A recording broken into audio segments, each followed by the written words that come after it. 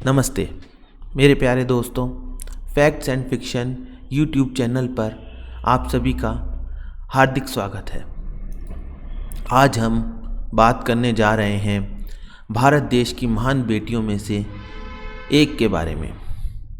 यह बेटी थी वीरों की धरती राजस्थान में जन्मी वीर बालिका कालीबाई भील, जिसे आधुनिक युग की एकलव्य भी कहा जाता है।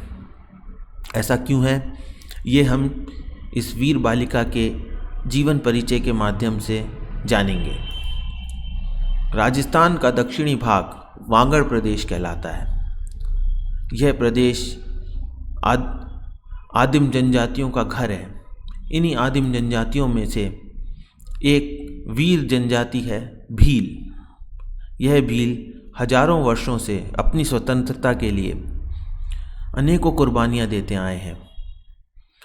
मेवाड़ के राजपूती राज्य ने इन वीरों की बहादुरी को सराहा और इन्हें अपने राज प्रतीक में सम्मानित स्थान दिया। जैसा कि आप देख सकते हैं, मेवाड़ के राज प्रतीक में बाईं ओर भील राजा है तो दाईं ओर राजपूत राजा।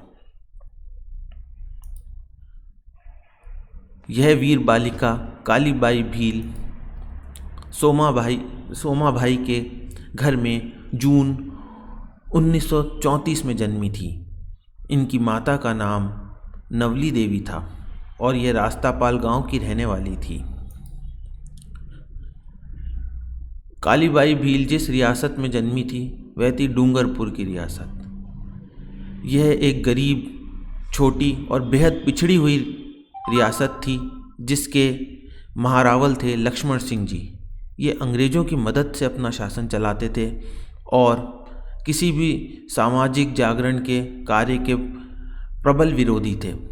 ये समझते थे कि आदिवासियों और पिछड़ों में शिक्षा का प्रचार प्रसार होने से उनके राज को गंभीर खतरा उत्पन्न हो जाएगा।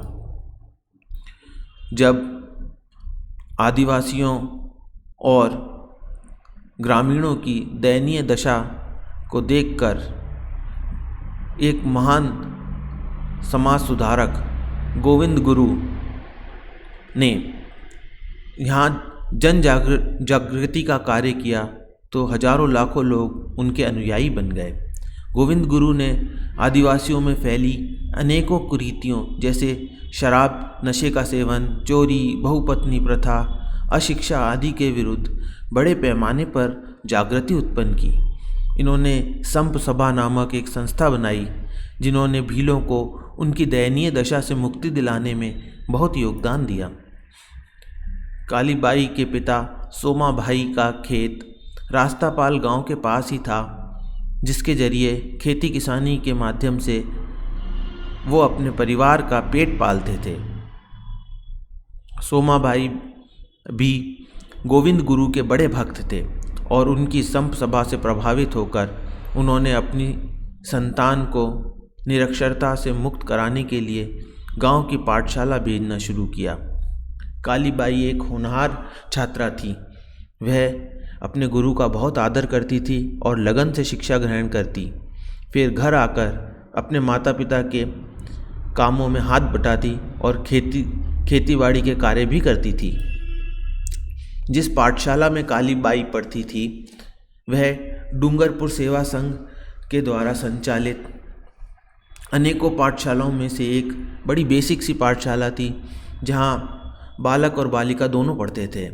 वहां बालक बालिकाओं को अक्षर ज्ञान कराया जाता, गणित पढ़ाई जाती और उन्हें विज्ञान का परिचय कराया जाता था। महान गांधीवादी कार्यकर्ता भोगीलाल पांड्या, शोभा लाल गुप्त और माणिक्य लाल वर्मा के सहयोग से डूंगरपुर सेवा संघ की स्थापना की गई थी। यह संगठन दलितों और आदिवासियों के लिए स्कूल चलाता था।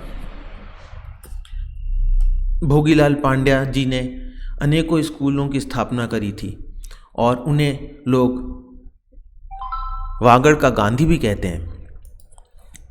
इस पाठशाला के संरक्षक थे श्री नानाबाई खाट, जो प्रसिद्ध स्वतंत्रता सेनानी थे। इस स्कूल के लिए इन्होंने अपने घर का भवन दान कर दिया था। यह स्कूल उनके घर से ही चलता था, जिसमें बालक बालिका अध्ययन करते थे। इस पाठशाला में उनका सहयोग देने के लिए अध्यापक के रूप में पास के ही गांव बेड़ा मार्गिया के सेंगा भाई भी अपनी सेवा देते थे। पाठशाला के सभी खर्चे नाना बाई खांट वहन करते थे। शिक्षक सेंगा भाई बालकों को अंग्रेजों और सामंतों के अत्याचारों की कहानियाँ बताते थे। कालीबाई इन कहानियों को बड़े ध्यान से सुनती थी। इन्हें सुनते सुनते उसे बेहद क्रोध आता कि हमारे ऊपर दोहरा अत्याचार हो रहा है। सेंगा भाई विद्यार्थियों के लिए बहुत ही आदरणीय व्यक्तित्व थे। भील बालिका कालीबाई में भी एकलव्य की भांति गुरु भक्ति के संस्कार थे। वे अपने गुरु की परम भक्त थी। परंतु जब महारावल लक्ष्मण सिंह को डूंगरपुर सेवा संघ की इन गतिविधियों और उसके द्वारा संचालित पाठशालाओं का पता चला, तो उन्होंने और उनके सलाहकारों ने सोचा कि यदि भील और मीणाओं के बच्चे पढ़ गए, इन्हें ज्ञान हो गया, तो मेरे शासन के लिए बहुत परेशानियां पैदा हो जाएंगी, क्योंकि जब ये अपने अधिकार मांगेंगे तो हमारा निरंकुश शासन नहीं चल पाएगा। इस सोच के चलते लक्ष्मण सिंह जी ने पाठशाला संचालन को रोकने के लिए सन 1942 में कानून बनाया, जिसमें देशद्रोह के नियम अत्यंत ही कठोर कर दिए गए और उनके शासन के खिलाफ जरा सी भी बात को देशद्रोह माना गया। उन्होंने मजिस्ट्रेट नियुक्त किया और मजिस्ट्रेट ने जगह जगह भील मीणाओं के गांव में स्कूल खुले हुए थे, उन्हें राजद्रोह का अभियान चलाकर बंद कर दिया।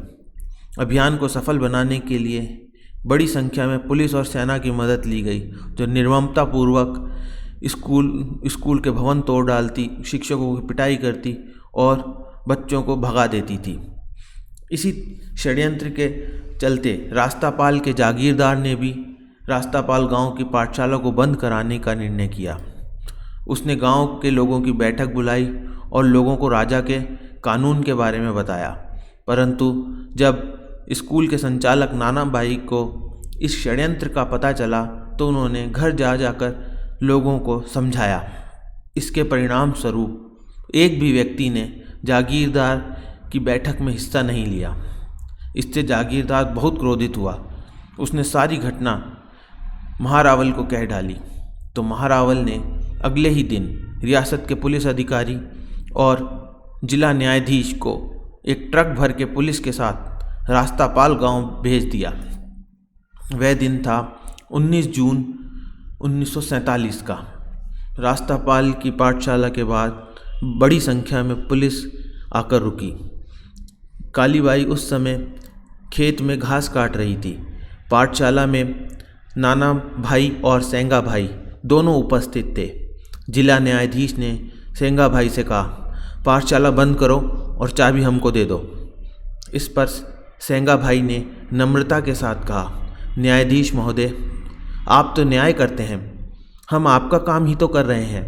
बालकों को शिक्षा देना तो राज्य का कार्य है। आप इस पाठशाला को भी बंद करवाना चाहते हैं, यह न्याय नहीं है।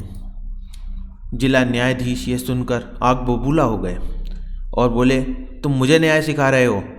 छोटे मुंह बड़ी बात करते हो। सिपाहियों, इसे ट्रक से बांधकर घसीटो।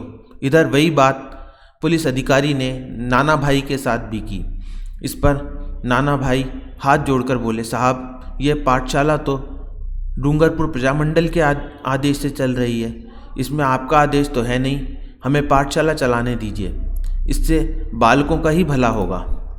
पुलिस अधिकारी अपनी पुलिसिया वर्दी के रौब में था। वह एक साधारण व्यक्ति से ऐसा उत्तर कैसे सहन करता? उसके क्रोध का सागर उमड़ पड़ा। उसने इशारा किया और सिपाही नाना भाई पर टूट पड़े। उन्होंने थप्पड़ों, मुक्कों, डंडों और बंदूकों के कुंदों से नाना भाई की जमकर पिटाई की। वह वृद्ध इस पिटाई के कारण बुरी तरह घायल हो गए। इस बीच सिपाहियों ने अध्यापक सेंगा भाई को ट्रक से बांधकर घसीटा। नाना भाई से ये देखा नहीं गया और वह सेंगा भाई को बचाने के लिए घायल अवस्था में ही खड़े होकर दौड़ने लगे। इस पर एक सिपाही ने जोर से बंदूक का कुंदा नाना भाई के सर पर दे मारा। वृद्ध नाना भाई जमीन पर गिरे और खून से लथपथ होकर वहीं दम तोड़ दिया। उधर सेंगा भाई को ट्रक से घसीटा जा रहा था। मजिस्ट्रेट ने पुलिस को आदेश दिया कि स्कूल के ताला लगा दिया जाए। इस घटना से रास्तापाल में भी लोग एकत्रित हो गए और उन्होंने ढोल की एक पद्धति, जिसे वारी सांगी कहते हैं, बजाने लगे। इस तरह से ढोल बजाने को मदद की पुकार माना जाता है। यह पुकार सुनकर पाल, गंदवा, झौतरी, भींडा और भी अनेकों भील गांव के लोग रास्तापाल में आ जुटे।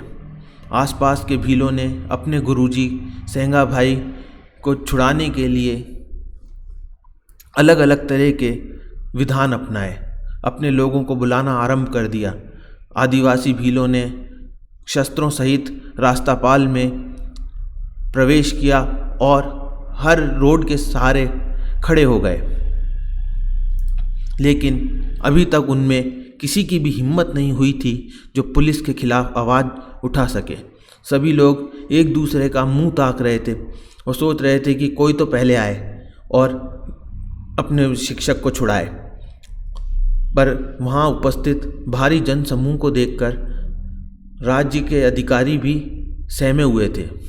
सेंगा भाई हिम्मत करते हुए अपने लोगों को आवाज़ लगा रहे थे और उन्हें उलाहना दे रहे थे कि तुम्हारी वीरता कहाँ गई, तुम्हारा जोश कहाँ गया, एक निहत्थे आदमी को बचाने के लिए तुम आगे नहीं आओगे।